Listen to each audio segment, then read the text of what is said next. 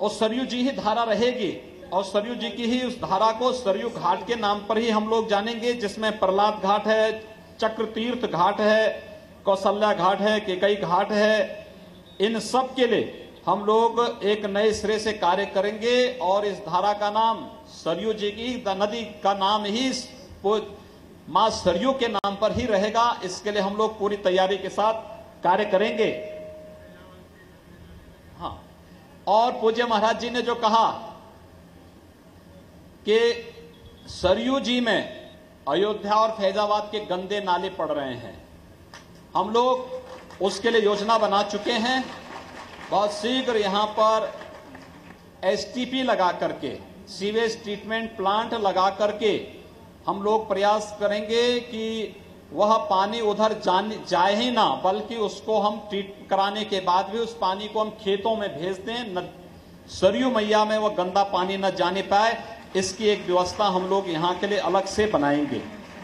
और भी अनेक योजनाएं अयोध्या के लिए विकास की दृष्टि है, जिसमें सरयू घाट पर नियमित पूजा और आरती का कार्यक्रम, सरयू महोत्सव का बृहद आयोजन, अभी जो छोटा आयोजन होता है इसको बृहद स्वरूप कैसे दिया जा सकता है, इसके लिए हम लोग कार्य करेंगे।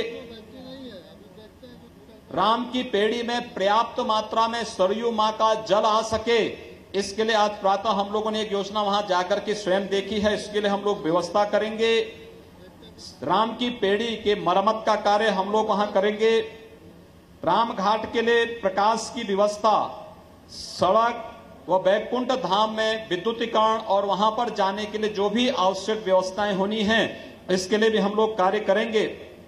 राम जन्मभूमि आंदोलन के सलाहकार पुरुष पूज्य संत परमहंस रामचंद्र दास जी महाराज की समाधि स्थली के जीर्णोद्धार और उसके पुनरुद्धार का कार्य वहां पर हो सके, इस दृष्टि से हम लोग योजना बना करके तैयार कर लिए हैं। इस बार रामनवमी के अवसर पर हम लोगों ने प्रयास किया था कि अयोध्या जी में 24 घंटे बिजली रहे।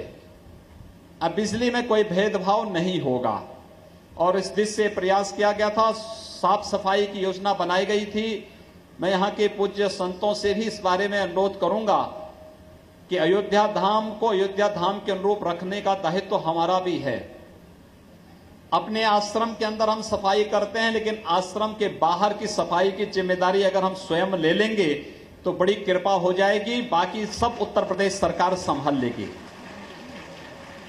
बाकी हम लोग अपनी सफाई की योजना बनाएंगे और इस दृष्टि से अयोध्या के अंदर के सड़कों के लिए भी लगभग 50 करोड़ रुपए की हम व्यवस्था करने जा रहे हैं, जिसमें अयोध्या के अंदर की सभी सड़कों का नवनिर्माण हो सके।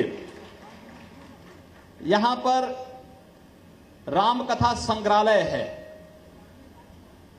काफी पुराना है, उसको आधुनिक स्वरूप देने के लिए, जिससे भगवान राम की पूरी कथा को हम डिजिटल माध्यम से वहां पर प्रस्तुत कर सकें, इस दृष्टि से एक नया कार्य हम लोग यहां प्रारंभ करने जा रहे हैं।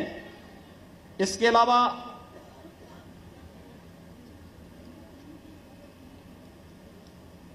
लक्ष्मण किला घाट और गुप्तार घाट पर घाट का निर्माण व विस्तार, इसके लिए एक बड़ी योजना हमारी तैयार हो रही है।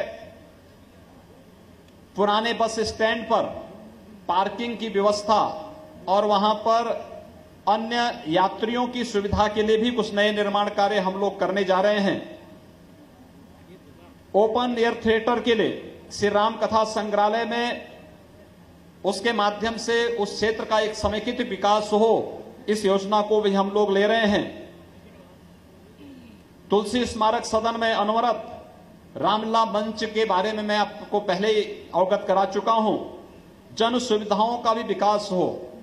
अयोध्या धाम में कोई आया है तो ऐसा न हो कि देश विदेश से भारी संख्या में श्रद्धालु जन आते हैं, लेकिन जब जन सुविधाएं नहीं होती हैं तो जिसकी मर्जी आती है, जहां पर पेशाब करने बैठ जाता है, कहीं पे शौच करने बैठ जाता है। पर्याप्त मात्रा में ऐसे स्थल हम लोग विकसित करेंगे जिससे कहीं भी किसी को गंदगी करने का मौका न मिले, और हम लोग उस प्रकार की व्यवस्था करेंगे ही। अयोध्या में एलईडी लाइट से पूरी अयोध्या में स्ट्रीट लाइट हम उसकी दे देंगे, जिससे बड़ी मात्रा में बहुत अच्छा आपकी अयोध्या लगेगी। और अयोध्या में लगभग हम लोग इन सभी योजनाओं पर अयोध्या की दृष्टि से लगभग 350 करोड़ रुपए खर्च करने जा रहे हैं अयोध्या के विकास की दृष्टि से।